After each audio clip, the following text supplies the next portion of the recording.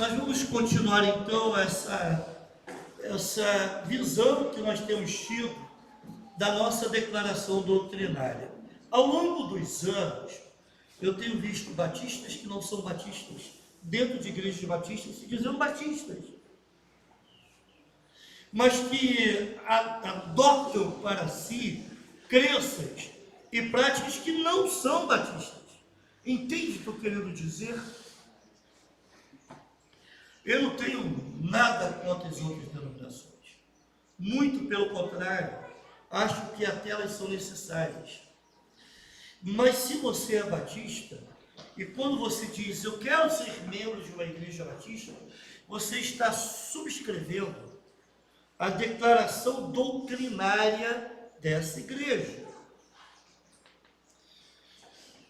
Isso não é uma palestra que eu estou fazendo. Por isso que muitas vezes pode parecer até um pouco chato, mas nós simplesmente estamos lendo os tópicos da declaração doutrinária e vendo os textos que sustentam, os textos bíblicos. É uma apresentação para a igreja da declaração doutrinária, porque se eu perguntar aqui quantos leram a declaração doutrinária, possivelmente muitos nunca leram essa declaração doutrinária.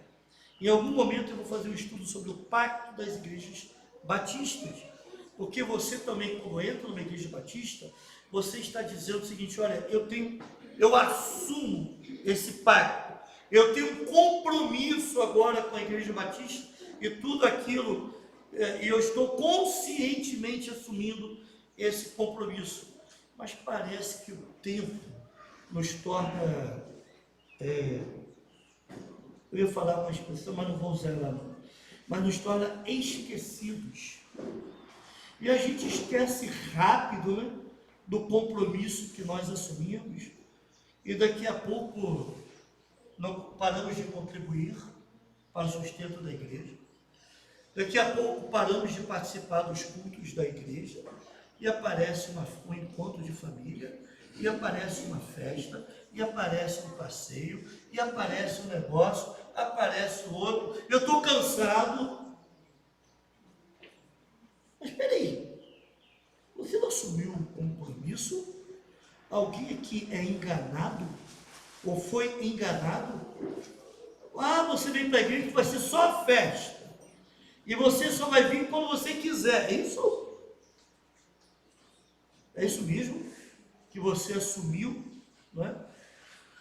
Acaba sendo, irmãos, e com muita tranquilidade, não estou nervoso, estou sendo somente enfático, acaba sendo até uma questão de caráter.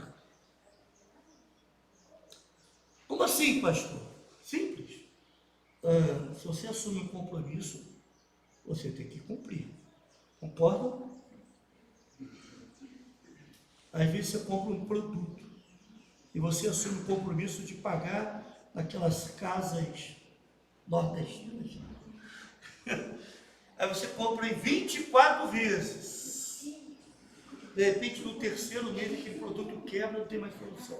Aí você não vai parar de pagar. É isso que acontece? Você assumiu um compromisso, você tem que pagar até o fim do produto que você nem tem mais. Não é? Não é? É isso.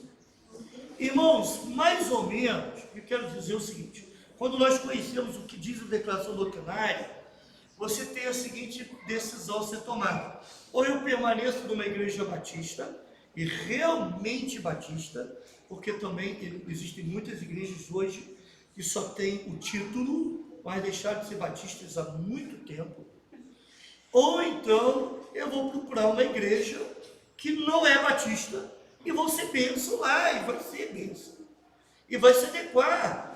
Não existe pecado nisso, de forma alguma. Na verdade, uma decisão bastante honesta.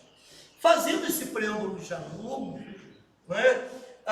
Vamos pensar hoje sobre Jesus Cristo, Deus Filho. Pode colocar para mim, meu irmão. Nós estamos vendo quem é Deus. Nós vimos Deus de uma forma geral. Vimos sobre Deus Pai, e hoje nós vamos ver sobre o Deus Filho. Pode colocar aí, meu amigo. Pode passar para a próxima tela. Clica uma vez, isso. Isso. Precisa. Tá bom, pode deixar aí. Então clica mais uma vez para aparecer lá embaixo. Isso, obrigado. Em primeiro lugar, irmãos, conforme eu falei, isso aqui não é uma palestra. Isso aqui eu estou apresentando para a igreja a nossa declaração doutrinária. Então, nós vamos usar bastante os textos bíblicos, ok? Jesus Cristo, em essência com o Pai, é o eterno Filho de Deus. Jesus Cristo e Deus Pai são um só em essência. E Ele é o eterno Filho de Deus. Quando a gente fala assim, eterno Filho de Deus, o que nós queremos dizer? Que desde a eternidade, Jesus é o Filho de Deus. Desde a eternidade, Jesus é o Filho de Deus. Não somente a partir do momento que Ele veio ao mundo, ou que o mundo foi criado, mas desde a eternidade. Olha o Salmo 2, 7. Salmo 2, versículo 7. E o texto fala assim: proclamarei o decreto do Senhor. Ele me disse: tu és meu filho, eu hoje te gerei. É uma geração eterna. Está se referindo à eternidade. Desde sempre, se eu posso usar essa expressão, Jesus é o Filho de Deus. Salmo 110, versículo 1.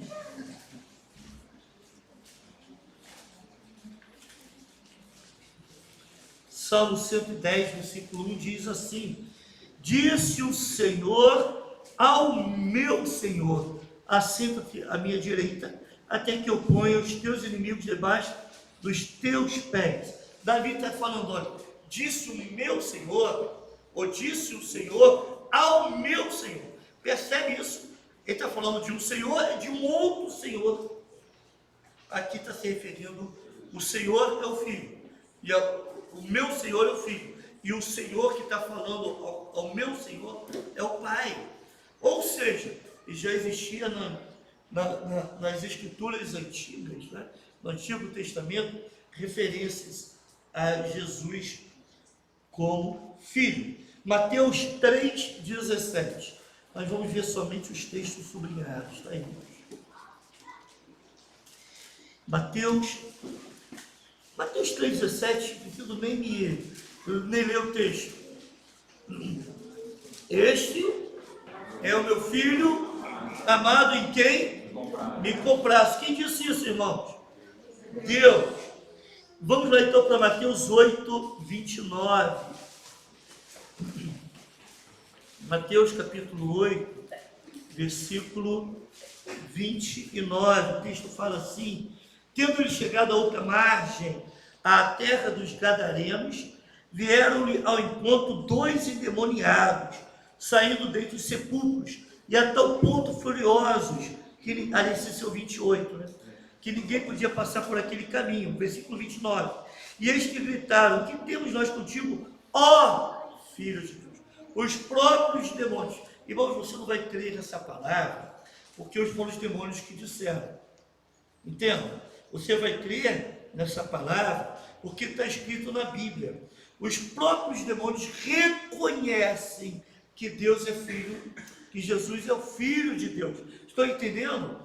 É diferente hoje em dia, e me permita dizer isso, fazer aqui um parênteses, é diferente de hoje em dia, alguns grupos que constroem doutrinas baseadas em palavras de demônios, que pessoas possessas que revelam algumas coisas a respeito da vida espiritual. Não, a gente crê naquilo que a Bíblia diz, não naquilo que o demônio diz.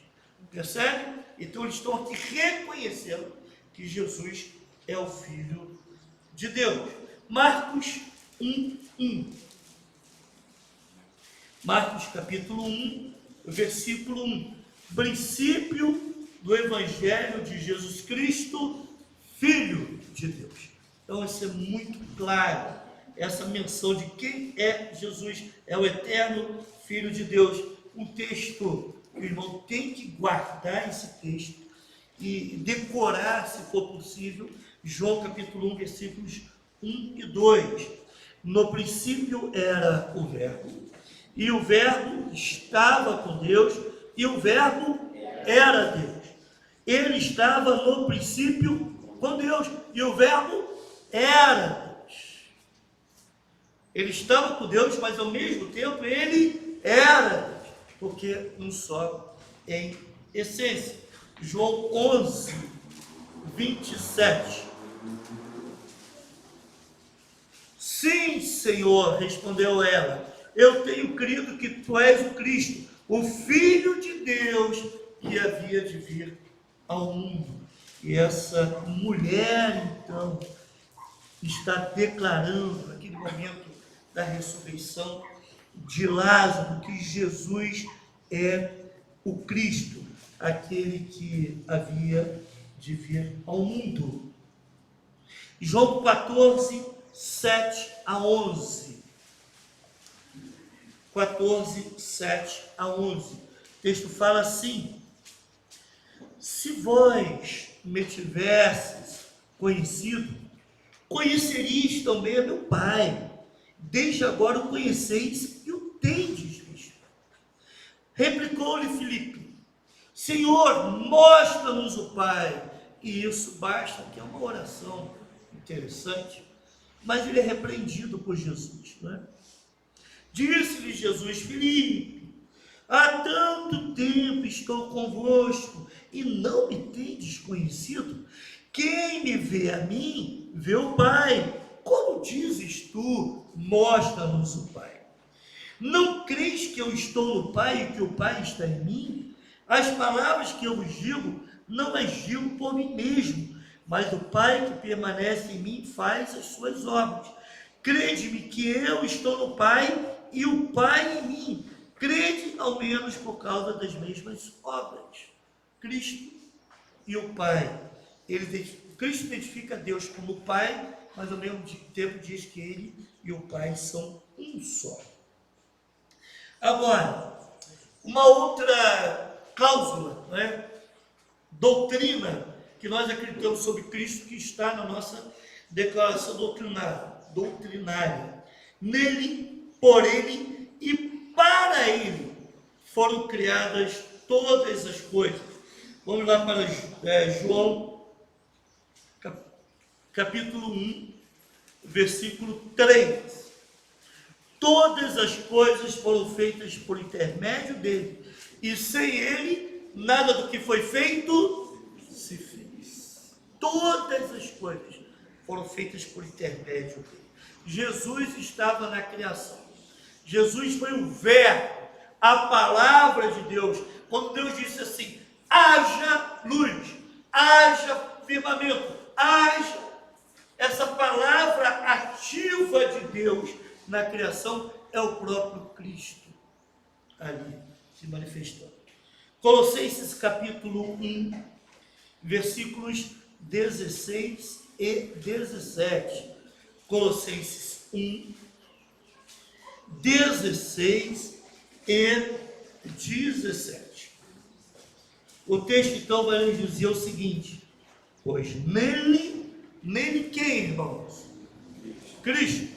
Foram criadas todas as coisas, nos céus e sobre a terra, as visíveis e as invisíveis, sejam tronos, sejam soberanias, quer principados, quer potestades, tudo foi criado por meio dele e para ele. E o versículo 17 diz: ele é antes de todas as coisas, nele tudo subsiste. Irmãos, o mundo, o universo só existe por causa de Cristo. Se não fosse por Cristo, o pecado teria destruído todo o universo. Sabe por quê? O caos imperaria. E onde há caos não existe universo, entende? Um grande problema, eu já falei isso aqui pregando sobre Gênesis, o grande problema da teoria do Big Bang, da formação do universo, é que diz que do caos surgiu a ordem. Do caos surgiram os planetas, as estrelas, os corpos celestes. Do caos o caos se organizou. Mas existe uma lei da ciência, que é a entropia, a segunda lei da termodinâmica, que diz que tudo tende à desordem, não à ordem. Entende? Se não fosse Cristo barrando o avanço do mal, aliás, naquele momento em que o homem pecou, o caos tomaria conta do universo deixaria de existir. Então, todas as coisas subsistem por causa de Cristo. Também, preste atenção no que eu vou falar. Deus sabia que Adão iria pecar? Adão e Eva? Por que Deus então fez o homem?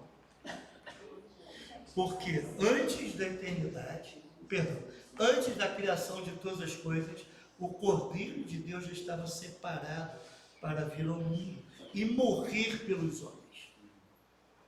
Deus criou todo o universo, todas as coisas, porque Cristo já estava dentro do plano divino,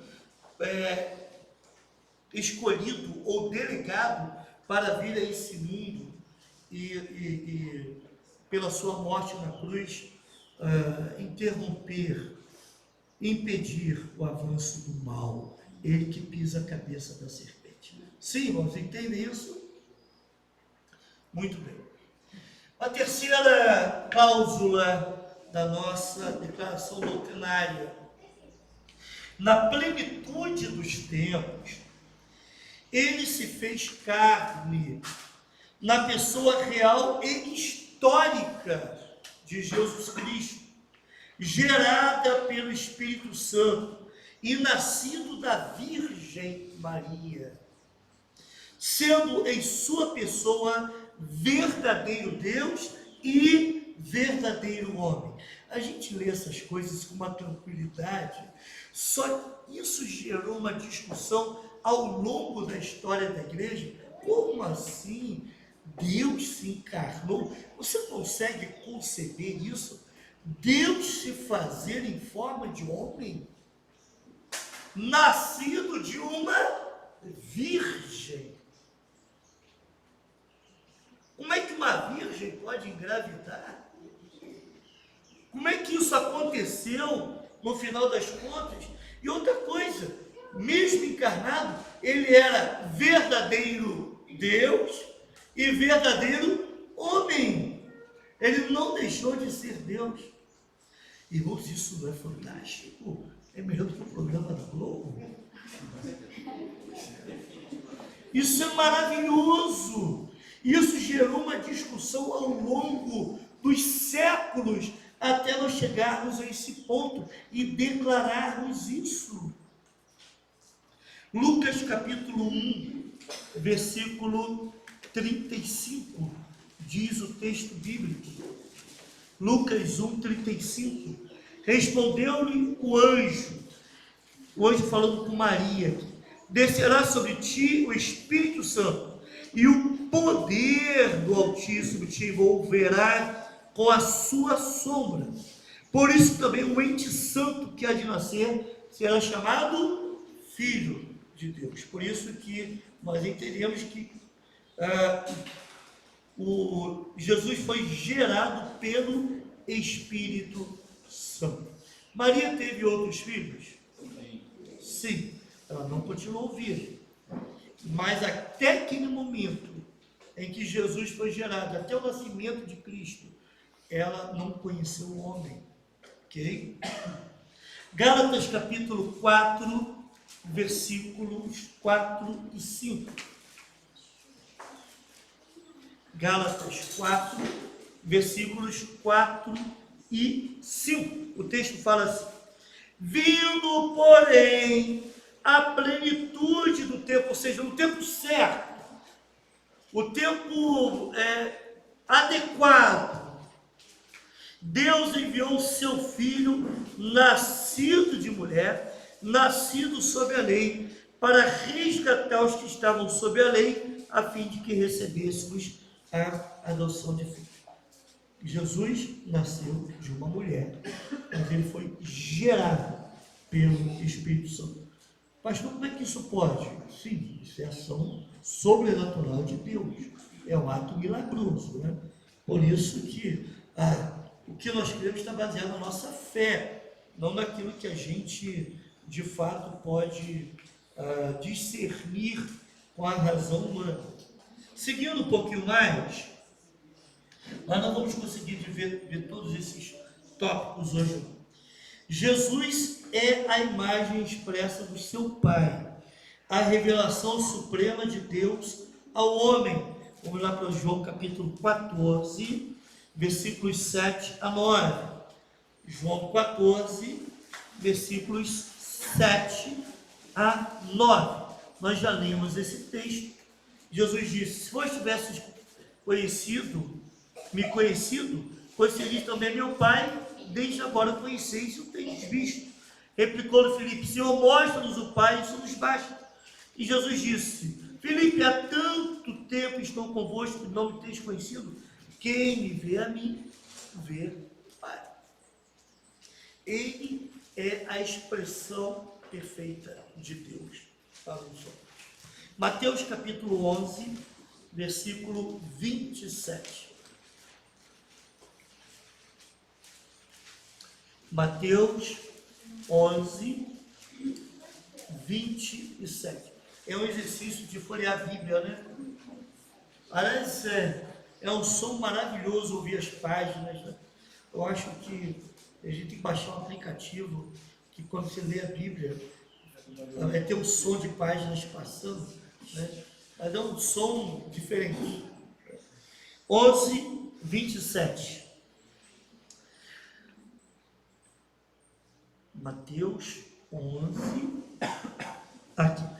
Tudo me foi entregue por meu Pai. Ninguém conhece o Pai senão o Filho. E ninguém conhece o Filho senão o Pai. E ninguém conhece o Pai senão o Filho, e a quem o Filho o quiser revelar. Quem que revela o Pai? O Filho, certo? E o Filho revela o Pai a quem? A quem ele quer revelar. Nós conhecemos a Deus através de Cristo. Ele é a perfeita expressão do Pai. Colossenses capítulo 1, versículo 15. Colossenses 1, 15. Este é a imagem do Deus invisível, o primogênito de toda a criação. Irmãos, aqui tem uma ideia muito interessante. Estávamos conversando sobre isso lá na classe de novos membros. Nós nunca veremos a Deus. Eu vou no céu eu verei a Deus. Nós não veremos a Deus Pai. Nós veremos a Deus Pai através do Deus Filho. No céu a gente vai estar com Jesus. Esse Jesus que se encarnou uma vez e teve o corpo glorificado, mas é o Cristo encarnado por toda a eternidade. Nós vamos conhecer o Deus Pai através do Deus Filho. Na dimensão de Deus, só Ele existe. Não tem como o homem conhecer tudo a respeito de Deus. Tá? E me permita repetir essa ideia. A eternidade será pequena para você conhecer a respeito de Deus. Entenderam o que eu falei? A eternidade será pequena para que você tenha o conhecimento adequado de Deus. Será impossível para conhecermos tudo. Eu estive num bate-papo, uma pequena discussão no Facebook, né? Eu procuro aqui naquelas imagens, eu coloco todo dia de manhã, lá no grupo da igreja, eu coloco também no Facebook, e um irmão batista, que era membro de uma igreja, tem outra igreja batista agora, ele colocou assim: eu não concordo muito com essa ideia, porque nós queremos colocar Deus dentro de uma caixinha. Ok? Nós queremos colocar Deus dentro de uma caixinha. Ou seja, nós não podemos dizer que conhecemos Deus ou conhecemos a vontade plena de Deus ou a ação de Deus, simplesmente nós não temos como condições de saber isso. Isso é um problema, irmãos. Sabe qual é o problema que esse pensamento, essa lógica falaciosa chega? Se eu não consigo colocar Deus ou conhecer Deus de fato, então qualquer coisa que Deus disser para mim, ou qualquer coisa que Deus fizer, e eu entender que foi obra de Deus, pronto, acabou. Entende? Vamos lá. Deixa eu esclarecer um pouco melhor isso. Eu vi determinada coisa. Deus me revelou algo. Como assim? Mas foi Deus. É mesmo? Será que foi? O que eu disse para esse irmão? Tudo aquilo que Deus quis que o homem soubesse a respeito dele está aonde, irmãos? Na palavra. Tanto sobre o seu caráter quanto sobre a sua ação. Tudo aquilo que Deus quis que o homem soubesse está aqui.